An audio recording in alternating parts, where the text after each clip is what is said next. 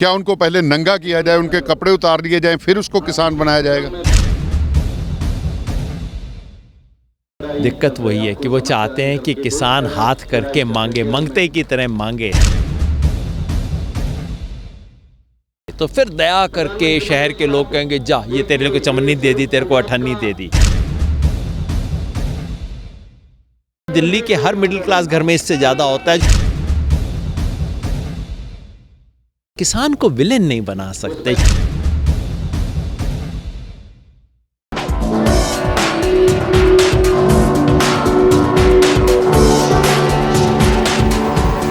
Shahjahanpur border ਤੇ ਅਸੀਂ ਇਸ ਵਕਤ ਰੁਕੇ ਹੋਏ ਹਾਂ। ਇੱਥੇ ਯੋਗੇਂਦਰ ਯਾਦਵ ਜੀ ਇਸ ਸੰਘਰਸ਼ ਦੇ ਵਿੱਚ ਬੈਠੇ ਨੇ ਕਿਉਂਕਿ ਹਰੇਕ ਸੰਘਰਸ਼ ਕਿਸੇ ਨਾ ਕਿਸੇ ਦੀ ਰਹਿਨਮਾਈ ਥੱਲੇ ਜਾਂ ਲੀਡਰਸ਼ਿਪ ਦੀ ਥੱਲੇ ਚੱਲਦਾ ਹੈ। ਸੋ ਯੋਗੇਂਦਰ ਯਾਦਵ ਜੀ ਵੱਲੋਂ इस जगह के उत्ते लंबे समय दे डेरा लाया गया है। योगेंद्र जी आपका स्वागत है पंजाब टुडे। मेहरबानी, बहुत बहुत। योगेंद्र जी, सबसे बड़ी बात यह है कि संघर्ष की बात करें, संघर्ष बात आती है कि यहाँ भी है कि बातें चल रही हैं कि संघर्ष लंबा खिंचेगा। देखिए, आपको भी याद होगा 1907 में पगड़ी संभाल जटा 9 महीने चला था। तो इस संघर्ष को कैसे चलते हैं, क्योंकि सरकार तो समझ में नहीं आ रहा है, सुप्रीम कोर्ट में भी जा रहे हैं लोग। सरकार सोचती है कि इस आंदोलन को थकाने से चल जाएगा, बहकाने से चल जाएगा, टरकाने से चल जाएगा। अब तक किसानों ने होने नहीं दिया है। टरकाने की कोशिश हुई, कमेटी बना के किसानों ने खारिज कर दिया। बहलाने की कोशिश हुई कि खाली एमएसपी ले लो, 3 कानून भूल जाओ, किसानों ने छोड़ दिया।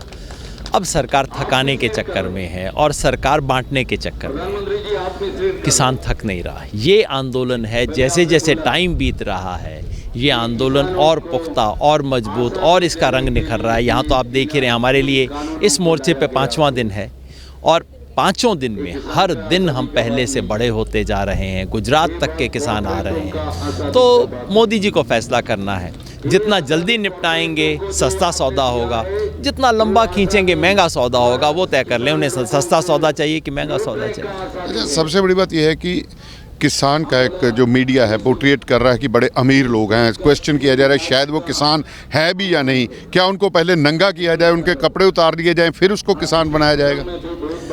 दिक्कत वही है कि वो चाहते हैं कि किसान हाथ करके मांगे, मंगते की तरह मांगे। तो फिर दया करके शहर के लोग कहेंगे जा ये तेरे को चमन्नी दे दी, तेरे को अठन्नी दे दी। किसान खड़ा हो के हक के लिए मांग सकता है, ये इनके गले से नहीं उतरता है।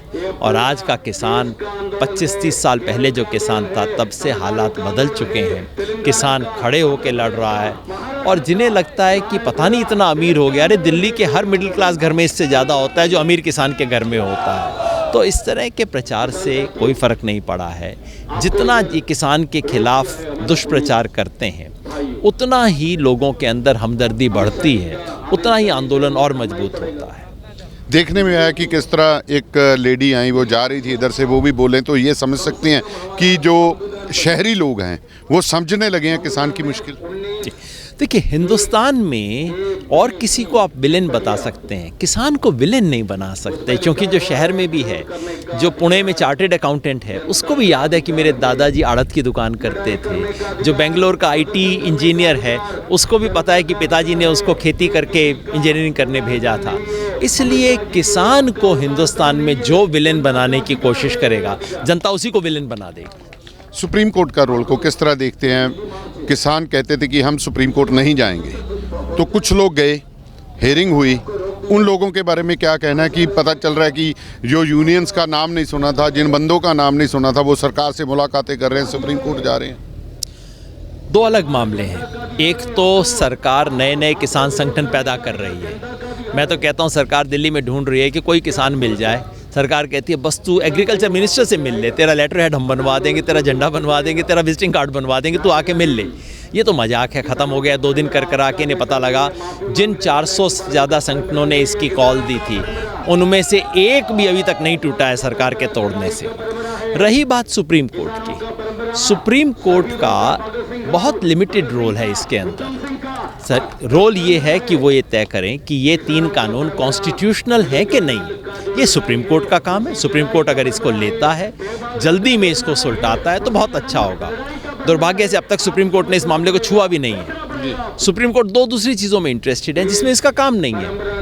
पहला ये कि सड़क रुकी क्यों है, सड़क को खोला कैसे जाए, ये पुलिस और प्रशासन का काम है। और अगर आपको बहुत ज़्यादा दिलचस्पी है तो सुप्रीम कोर्ट को देखना पड़ेगा कि बैरियर क्या हमने लगाया कि पुलिस ने लगाया है। गुजरात का किसान दिल्ली जाना चाहता है, हरियाणा सरकार बीच में क्यों खड़ी है? पंजाब का किसान दिल्ली आना चाहता था, हरियाणा सरकार का काम क्या था?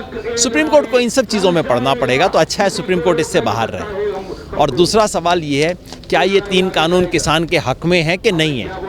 इसका फैसला आप किसान को करने दो, इसका फैसला किसान और जनता के रिप्रेजेंटेटिव को करने दो। सुप्रीम कोर्ट को इसमें नहीं आना चाहिए। मैं इसलिए कहता हूँ कि इससे पहले 2 बार पिछले 5 साल में जब बहुत बड़े मामले आए, जब किसानों की आत्महत्या का मामला आया, सुप्रीम कोर्ट ने कहा नहीं पॉलिसी का मामला है, हम इसमें हाथ नहीं देंगे। फिर उसके बाद जो किसानों को मुआवजा देने का सवाल आया इसके दौरान, सूखे के दौरान, सुप्रीम कोर्ट ने कहा नहीं पॉलिसी का मामला है, सरकार को करने दो। भाई अगर वो पॉलिसी के मामले थे तो ये भी पॉलिसी का मामला है, इसके अंदर सुप्रीम कोर्ट ना ही आए तो अच्छा है, क्योंकि कोर्ट कचहरी हर तरह की चीज़ का मामला नहीं होना चाहिए। ये सुप्रीम कोर्ट की तरफ से जो कुछ बातें आई, हालांकि ऑर्डर नहीं आया है, ये बातें आई कि हम एक कमेटी बना देंगे जो सुलह सफाई कराएगी, बीच बचाव करेगी। किसान नहीं चाहता कि कोई दूसरा आके बीच बचाव करे। किसान अपनी बात उन लोगों से करना चाहता है जो लोकसभा में 350 लोग बैठ के अपने आप को किसान का पुत्र बताते हैं। किसान अपने बेटे से बात करना चाहता है, बीच में किसी से नहीं करना। ये कहीं ना कहीं ये लग नहीं रहा कि लोकसभा और राज्यसभा में किसान के बच्चे तो गए लेकिन वो किसान के नहीं रहे। खटक रही है बात, कहीं चरण सिंह याद आ रहे हैं, देवीलाल याद आ रहे हैं। झूठे किसान हैं जी, काहे के किसान है ये? अगर ये किसान होते, और जबकि ये हो रहा है किसान के साथ, कम से कम शर्म थोड़ी सी भी होती, कम से कम उस दिन तो खड़े होके कहते। ये सब झूठे हैं, कोई किसानी खेती से इनका मतलब नहीं, किसानों के हमदर्द इनकी कोई नहीं है, सिर्फ नाम के कागजी लोग हैं। और इसका फैसला उसी दिन हो गया था जिस दिन इन लोगों ने इन कानूनों को पास किया था, और जनता इसको याद रखेगी। जो बात चौधरी चरण सिंह कहा करते थे, बहुत बड़े आदमी थे, बहुत बड़े नेता थे, कि इस देश में किसानों को जब तक अपना सच्चा नेतृत्व नहीं मिलेगा तब तक उनकी आवाज़ नहीं पहुंचेगी।